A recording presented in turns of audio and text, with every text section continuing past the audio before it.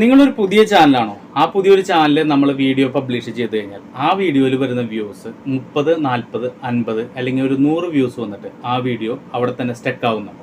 അതായത് ഒരു പുതിയ ചാനലാണെങ്കിൽ ആ ചാനലിൽ ഏറ്റവും നല്ല ടൈറ്റിൽ തിരഞ്ഞെടുത്തിട്ട് ആ കണ്ടന്റും നല്ല കണ്ടന്റിനെ തിരഞ്ഞെടുത്തതിന് ശേഷം അതിന് ഏറ്റവും നല്ല വീഡിയോ ക്വാളിറ്റിയിലും നല്ല ഓഡിയോ ക്വാളിറ്റിയിലും വീഡിയോ റെക്കോർഡ് ചെയ്തിട്ട് അതിന് SEO ചെയ്യുക. അതായത് ടൈറ്റിൽ, ഡിസ്ക്രിപ്ഷൻ, ടാഗൊക്കെ കറക്റ്റായിട്ട് കൊടുത്തിട്ട് ആ വീഡിയോ പബ്ലിഷ് ചെയ്താലും അതിൽ വ്യൂസ് വരുന്നില്ല. എന്താണ് ഇതിന് പ്രധാനമായിട്ടുള്ള കാരണം?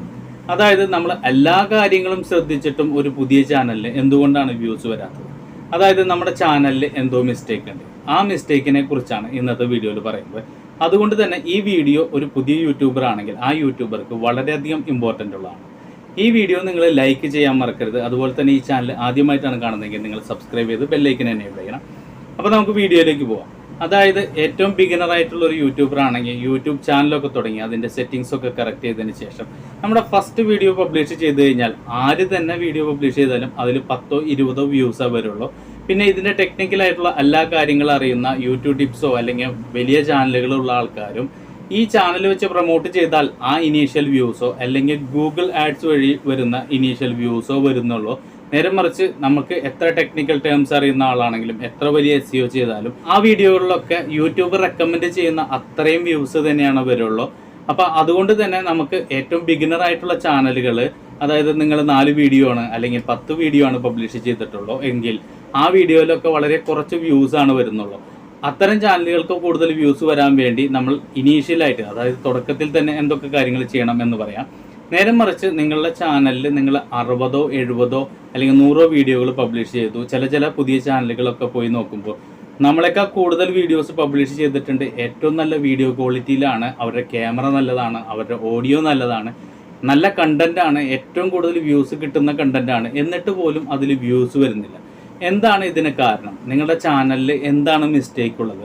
ഈ മിസ്റ്റേക്കുകളെ കുറിച്ച് നമുക്ക് നോക്കാം. ഫസ്റ്റ് മിസ്റ്റേക്ക് എന്ന് പറഞ്ഞു കഴിഞ്ഞാൽ ഏതൊരു പുതിയ യൂട്യൂബറും ഏതെങ്കിലുമൊക്കെ ഒരു ബിഗ് യൂട്യൂബറെ കണ്ടിട്ടാണ് നമ്മളൊരു ചാനൽ തുടങ്ങുന്നത്.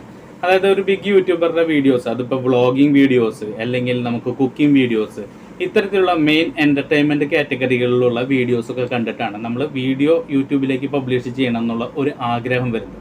അത്തരത്തിൽ ആഗ്രഹം വരുമ്പോൾ നമ്മൾ ആദ്യം തന്നെ ചെയ്യുന്നത് ആ ബിഗ് യൂട്യൂബർ ഏതൊക്കെ വീഡിയോകളാണ് ചെയ്തിട്ടുള്ളത് ആ വീഡിയോനെ തന്നെ നമ്മൾ റീക്രിയേറ്റ് ചെയ്യും. നമ്മുടേതായ സ്വന്തം ഓൺ കണ്ടന്റുകളൊന്നും ഉണ്ടായില്ല. നിങ്ങൾ തന്നെ ചിന്തിച്ചാൽ മതി, നിങ്ങൾ ആ ബിഗ് യൂട്യൂബറുടെ വീഡിയോ കാണാനുള്ള പ്രധാന കാരണം എന്താണ്?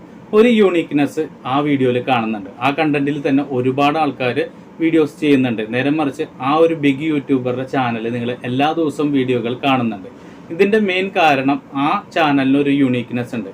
ഇതുപോലെ തന്നെ നിങ്ങളുടെ ചാനലിലും ഒരു സബ്സ്ക്രൈബർക്ക് വരാനുള്ള ഒരു യൂണീക്നെസ് ഉണ്ടായിരിക്കും. അതായത് ബിഗ് യൂട്യൂബർ ഏത് വീഡിയോ ചെയ്തോ ആ വീഡിയോനെ നേരെ കോപ്പി ചെയ്യാതെ അതിൻ്റെ കണ്ടന്റിൽ നിങ്ങളുടേതായ എന്തെങ്കിലും വ്യത്യസ്തതകൾ ഉണ്ടെങ്കിൽ മാത്രമാണ് നിങ്ങളുടെ ചാനലിലേക്ക് ഒരു സബ്സ്ക്രൈബർ വരുള്ളൂ. ആ സബ്സ്ക്രൈബർ സബ്സ്ക്രൈബ് ചെയ്താലും നിങ്ങളുടെ വീഡിയോസ് കണ്ടിന്യൂസ് വാച്ച് ചെയ്യും. അതുപോലെ തന്നെ നിങ്ങൾക്ക് ഏത് ടോപ്പിക്കിലാണോ നോളേജ് ഉള്ളത്, അതായത് നിങ്ങൾ വ്ളോഗിങ് ആണെങ്കിലും നിങ്ങൾക്ക് കുക്കിംഗ് ആണെങ്കിലും ഏത് കാറ്റഗറി ആണെങ്കിലും ആ കാറ്റഗറിയിൽ ഏതിലാണ് നിങ്ങൾക്ക് ടേസ്റ്റ് ഉള്ളത് അതിൽ തന്നെ റിപ്പീറ്റഡ് വീഡിയോ ചെയ്താൽ മാത്രമാണ് നിങ്ങളുടെ സബ്സ്ക്രൈബേഴ്സ് എന്ത് പ്രതീക്ഷിച്ചാണോ വന്നത് ആ കണ്ടന്റ് കേൾക്കാനോ അല്ലെങ്കിൽ കാണാനോ വേണ്ടി വീണ്ടും നിങ്ങളുടെ ചാനലിലേക്ക് വരുള്ളൂ. അതായത് കണ്ടിന്യൂസ് ഓർഗാനിക് ആയിട്ടുള്ള ആക്റ്റീവ് സബ്സ്ക്രൈബർ നിങ്ങളുടെ ചാനലിൽ നിലനിൽക്കുള്ളൂ. അപ്പോൾ നിങ്ങളുടെ സബ്സ്ക്രൈബേഴ്സിനെ തിരിച്ചറിഞ്ഞിട്ട് വേണം നിങ്ങൾ വീഡിയോസ് പബ്ലിഷ് ചെയ്യാൻ. നിങ്ങളുടെ സബ്സ്ക്രൈബേഴ്സ് നിങ്ങളുടെ ചാനലിൽ കൂടുതലായിട്ട് വാച്ച് ചെയ്യുന്ന വീഡിയോസ് ഏതാണെന്ന് കണ്ടെത്തിയിട്ട് ആ വീഡിയോയിൽ അല്ലെങ്കിൽ ആ കണ്ടന്റിൽ തന്നെ റിപ്പീറ്റ് കണ്ടന്റുകൾ ചെയ്ത് കഴിഞ്ഞാൽ ഇനീഷ്യലായിട്ട് കുറച്ച് അധികം സബ്സ്ക്രൈബേഴ്സ് ആക്റ്റീവ് സബ്സ്ക്രൈബറായിട്ട് വരികയും ആ സബ്സ്ക്രൈബേഴ്സ് തന്നെ നിങ്ങളുടെ പിന്നീടുള്ള വീഡിയോസ് കാണുകയും ചെയ്യും.